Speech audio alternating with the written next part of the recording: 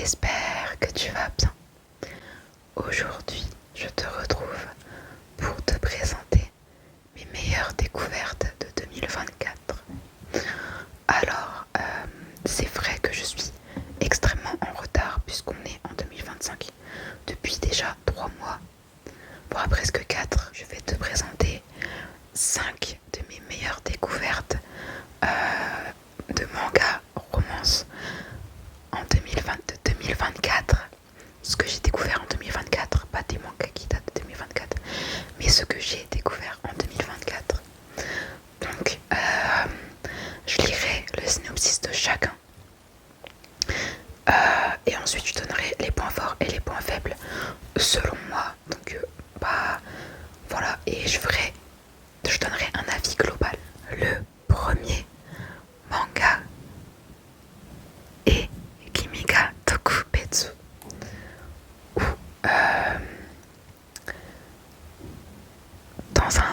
En anglais, You are my special ou my special one.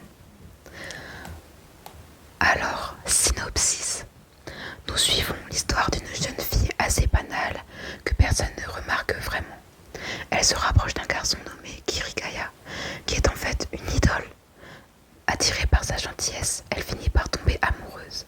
Cependant, son amour n'est-il pas voué à l'échec, vu qu'il est une idole connue et adulée.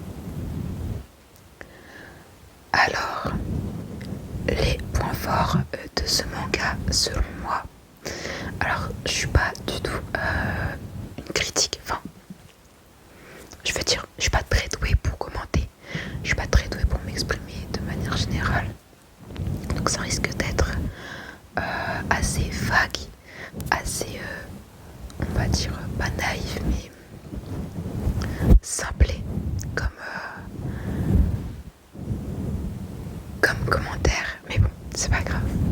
Alors, en point fort, j'ai mis que les personnages sont très attachants.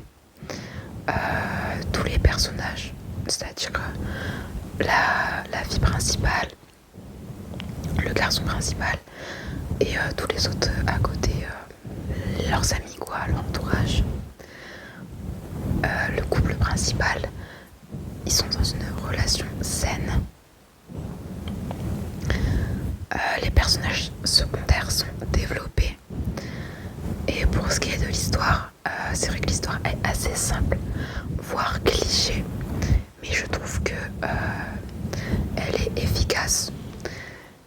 Et le point positif, le plus important, en tout cas selon moi, après je me suis peut-être trompée sur ce point-là parce que ça fait longtemps que je ne l'ai pas lu. Mais il me semble qu'il n'y a pas de triangle amoureux. Je sais qu'il y a un autre garçon qu'on voit, mais il me semble que c'est pas un prétendant. Donc il n'y a pas de triangle amoureux normalement. Et ça fait du bien parce qu'on en a marre des triangles amoureux. D'une part parce qu'ils ne servent à rien. Voilà, enfin, des fois ils servent, mais la majorité du temps, disons que on pourrait franchement s'en passer. Et puis ça fait s'ouvrir un personnage pour rien en fait, inutilement. Et c'est un peu ridicule aussi, et c'est pas très réaliste. Parce que dans la vraie vie, quand tu commences à aimer quelqu'un, tu commences à te mettre en couple, bref, peu importe, y a pas directement hop, comme ça, un autre mec ou une autre fille, ou peu importe ce que vous voulez, qui tombe amoureux de vous dès que vous aimez quelqu'un. Enfin, c'est pas très réaliste en fait. C'est trop absurde. Le dernier point fort que j'ai noté, c'est l'humour. Parce que je trouve que ce manga est assez drôle. C'est pas un humour de sincère non plus. En plus, je me rappelle plus trop, j'avoue, de pourquoi j'ai mis ça. Mais c'est un peu drôle. Et voilà, c'est agréable à lire. En point négatif, j'ai mis un personnage relou. Donc, il s'agit du second garçon qu'on voit, dont j'ai parlé il y a 2 secondes. Il est hyper relou. Il est franchement relou. Mais il me semble qu'on ne voit pas longtemps. L'intrigue peu originale, même si elle est bien, on peut pas nier le fait que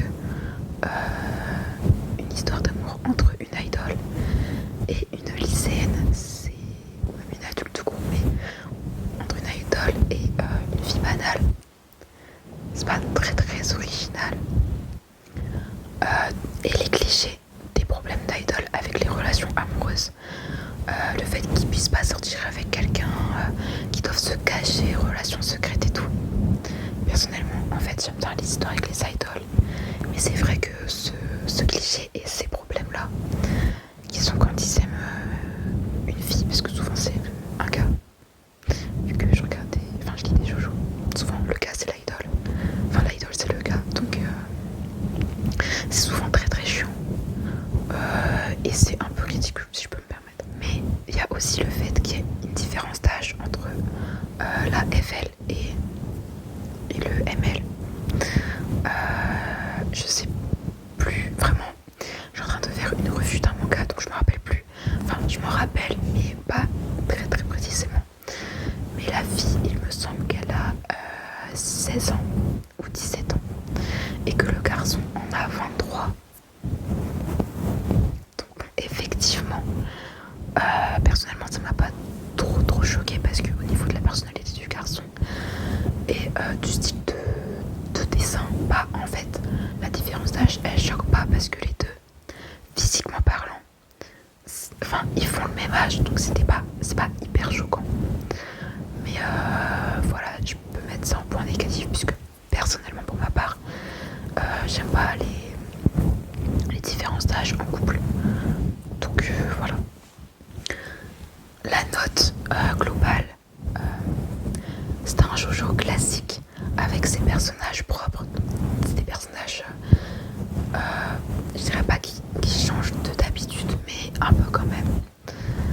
Et des relations bien illustrées et une intrigue qui fait l'affaire. Donc voilà pour ce manga. Si je peux lui donner une note sur 5, c'était pas prévu que je donne des notes, mais j'ai envie d'en noter maintenant. Donc si je devrais donner une note, je noterais 3,5 sur 5 pour ce manga. Le deuxième manga, il s'agit de Our Aimless Nights. Une prononciation anglais toujours un peu compliquée, mais bon. Alors pour le synopsis, je l'ai pas trouvé sur Nautiljon. Du coup, j'ai été sur le site sur lequel je lis. J'ai lu ce manga. Donc c'est une traduction avec Google. Donc si c'est bizarre, c'est normal. Synopsis. Chika, lycéenne joyeuse et dynamique, et Waya, timide et réservée, sont totalement différents. Mais ils ont un secret. Tous les mercredis après 21h, ils se retrouvent devant l'épicerie où travaille Waya. Petit à petit, sous la lumière de la lune, un lien unique naît dans cette charmante histoire d'amour et de passage à l'âge adulte. Alors ce manga, je m'en rappelle plutôt bien et je l'ai vraiment adoré. En point positif, j'ai noté les personnages sont introvertis. Pour moi c'est un plus parce que c'est rare, on va dire, que le ML soit timide ou introverti. C'est assez rare, souvent c'est un garçon populaire, très extraverti, qui parle à tout le monde, qui a des copines. Et là c'est pas du tout le cas, donc ça j'ai bien aimé. C'est simple et très mignon comme histoire. Franchement, en plus il est court, donc franchement voilà. Aucune prise de tête, c'est très chill, agréable à lire. Il n'y a pas trop de drama. Donc voilà ce que j'ai très aimé, beaucoup aimé dans ce manga. En point négatif, c'est qu'il y a un triangle amoureux, qu'il plus est sur un si court manga. Parce que c'est vrai, le manga, il me semble qu'il a une vingtaine de chapitres. Et sur une vingtaine de chapitres, l'auteur a trouvé le moyen d'inclure un triangle amoureux qui plus est ne sert à rien. Vraiment, il ne sert, pour le coup, il sert vraiment. Ok, il sert un petit peu à quelque chose. On ne voit pas tant que ça non plus. Donc c'est pas trop grave. En note globale, c'est un shoujo frais, rapide et agréable à lire. J'ai particulièrement aimé la personnalité des personnages et la vibe globale. Donc si je pourrais mettre, oui aussi, En point négatif, j'ai mis que c'était trop court. Justement, parce que j'aurais pas aimé que ça dure plus longtemps. Mais bon, c'est pas grave. Donc en note sur 5, je donnerais, je pense, 4 sur 5. 4 sur 5, le moins 1, c'est parce que c'est trop court et qu'il y a... Enfin, c'est très très court et qu'il y a un triangle amoureux. Sinon, j'aurais donné 5 sur 5. Voilà. Ma troisième meilleure découverte, c'est Chorokute Kawaii Kimigasuki, qui va d'ailleurs bientôt, oui, et je sais pas, édité en français. Non, il n'est pas encore édité en français, mais il va bientôt être édité en français. Donc le titre alternatif, je sais pas ce qui va être donné en français, je crois qu'il va s'appeler You Are So Cute. Donc voilà. Alors synopsis. Parfois, qui dit première année au lycée dit premier petit ami. Mais pour Nana Ono, c'est impensable. Elle se trouve bien trop niaise et insignifiante pour intéresser qui que ce soit. Pourtant, ses certitudes vont vite voler en éclats. Quand elle tient tête à Tomoharu Sudaka, le voyou de sa classe, ce dernier tombe immédiatement sous son charme et n'a plus qu'une idée en tête, la convaincre de sortir avec lui. Serait-ce l'occasion pour la jeune fille de commencer à se voir autrement? Ce manga aussi, je l'ai adoré. Alors, en point positif pour ce manga, j'ai mis honnêteté des personnages. Parce que les personnages sont vraiment très très honnêtes entre eux, c'est-à-dire qu'ils communiquent. Là où dans certains mangas, il y a très très peu de communication, je n'en viserai pas, mais j'en ai en tête. Il n'y a pas de malentendu, du moins il me semble qu'il n'y ait pas eu de malentendu dans toute l'œuvre, en sachant qu'elle est assez longue. Enfin, elle fait une douzaine. Je vérifie, ouais. Ah non, pas du tout une douzaine. Non, elle fait pas du tout une douzaine. Elle fait 7 tomes, mais elle est très très bien en 7 tomes, franchement. C'est ni trop court ni trop long, pour le coup. La relation entre les deux personnages, elle est saine et pure. Un autre point positif que j'aime vraiment beaucoup dans les shoujo, c'est quand le ML il tombe amoureux en premier. Et en plus, dans ce manga-là, il est vraiment full in love. De la FL, il est vraiment fou amoureux. Et c'est trop mignon. Et c'est trop bien à voir. En tout cas, personnellement, j'adore. L'humour aussi de ce manga. Il y a, franchement, quand j'ai lu ce manga, il y avait des situations un peu absurdes. Enfin, pas des situations, mais il y avait des trucs un peu absurdes, mais dans le sens drôle. Et la FL, franchement, elle est tellement aléatoire qu'elle est un peu drôle aussi. Donc c'est simple. Les dessins sont très très très jolis.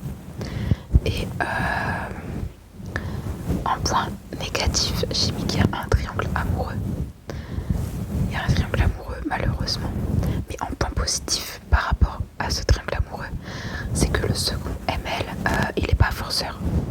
Donc j'ai pas trop envie de spoiler si jamais ça intéresse.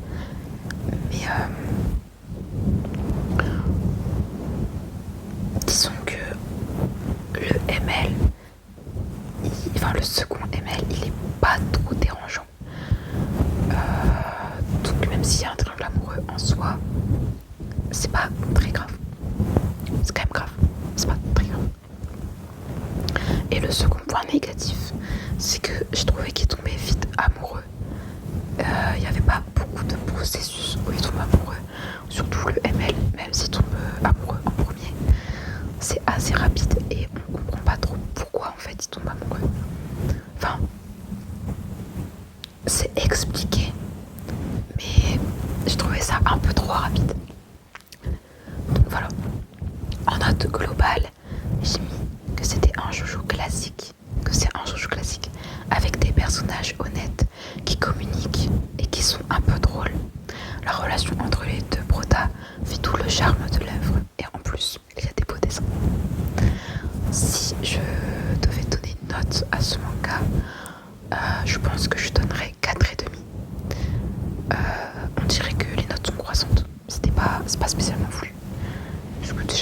j'étais pas censée donner de note, mais bon.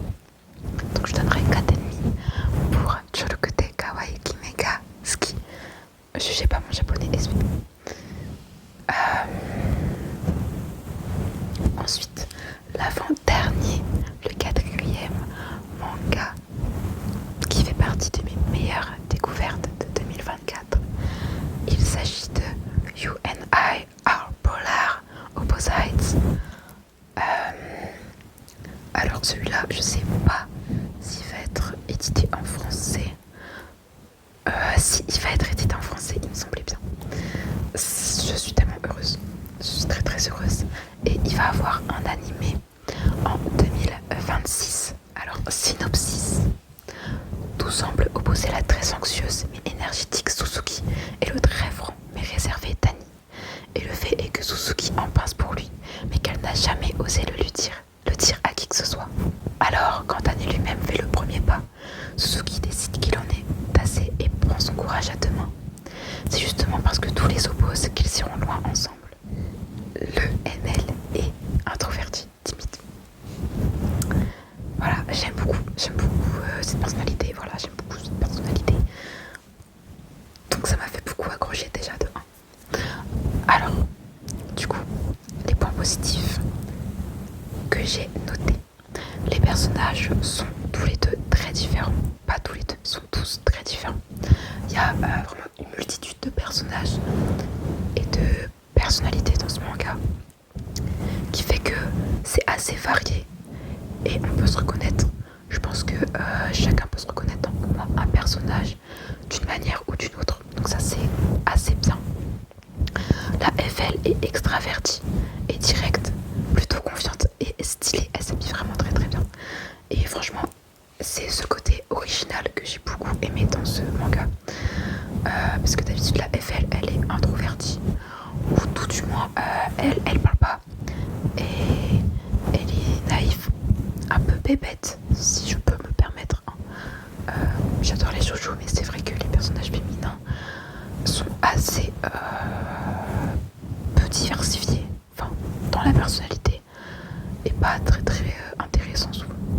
Souvent, pas tout le temps, mais souvent, c'est quand même, elles sont quand même assez plates, donc là ça fait du bien. Il y a, du coup, comme j'ai dit, les personnalités sont assez contrastées, sans le cliché du péché populaire.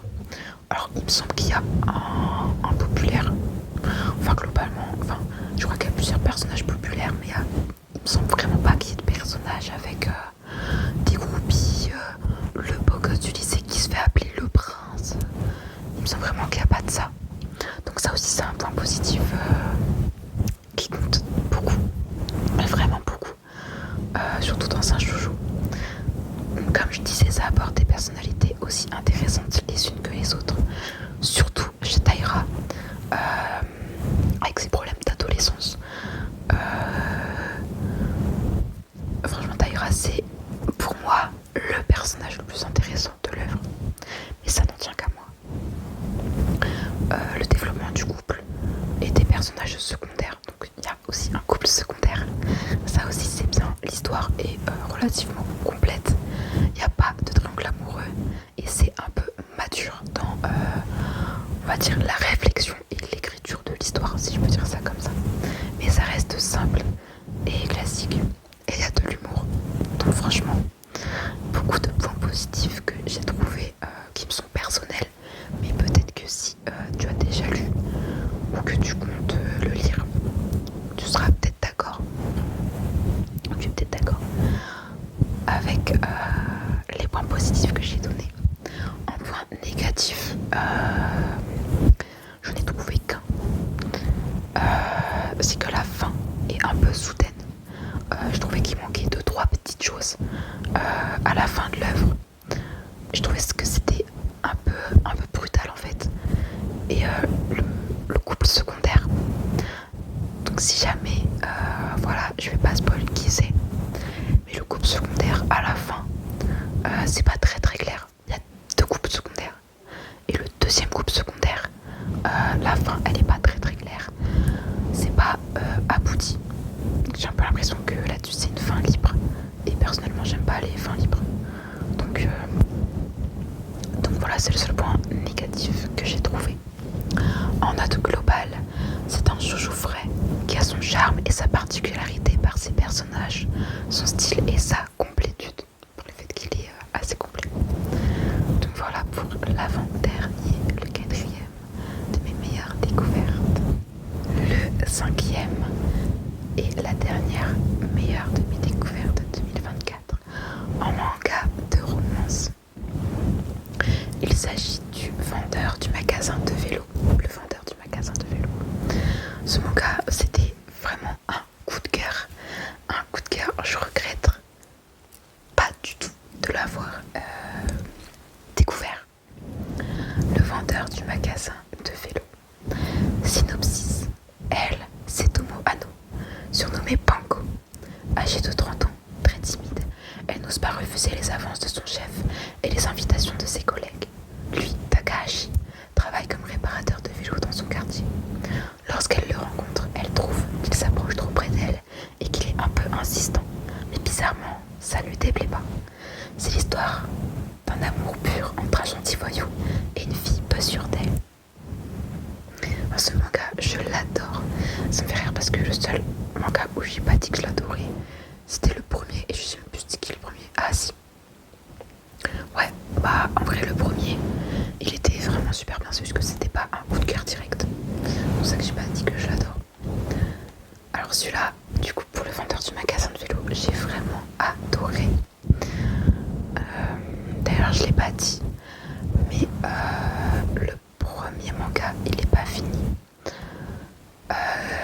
Kimi ga Tokubetsu il est pas fini. Our Aimless Nights du coup il est fini. Chorokute Kawaii Kimi ga Suki est fini. Et You and I Are Polar Opposites est terminé aussi. Donc les seuls qui sont pas terminés parmi les 5, c'est le vendeur du magasin de vélo et Kimi ga Tokubetsu. Bref, pour en revenir au vendeur du magasin de vélo, les points positifs que j'ai trouvés. La relation amoureuse et adulte. C'est-à-dire que je sais pas si c'est un josei ou un seinen, je crois que c'est un seinen.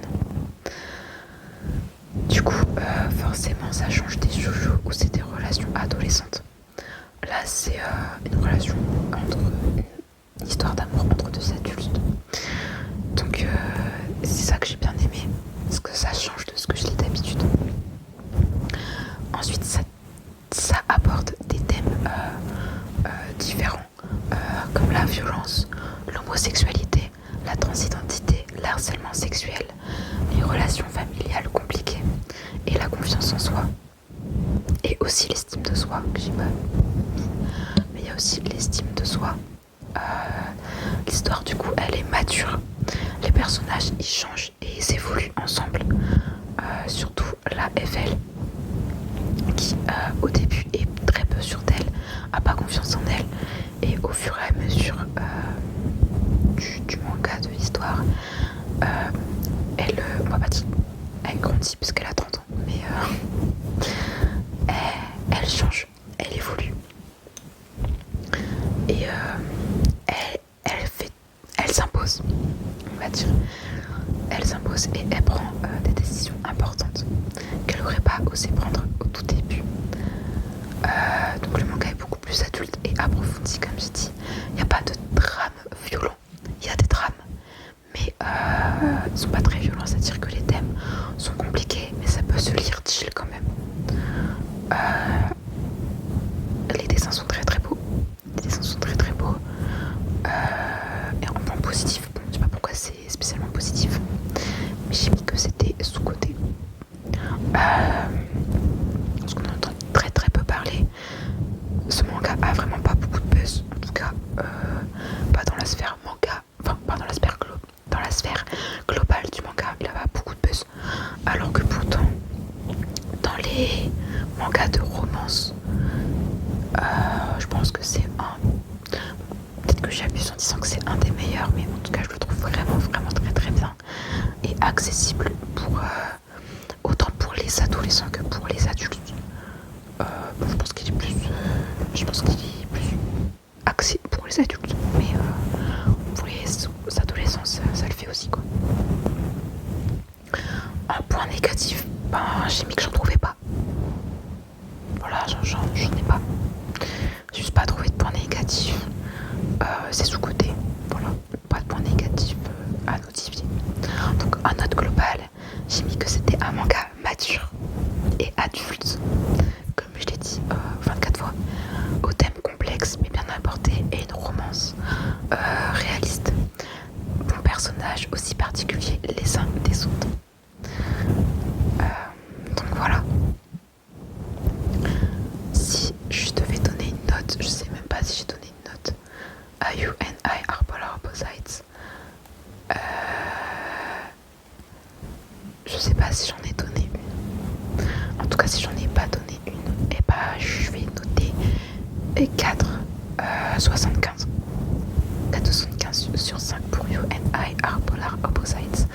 Et pour le vendeur du magasin de vélo, je donnerai la même note, 4,75 pour ne même pas dire 5 en fait.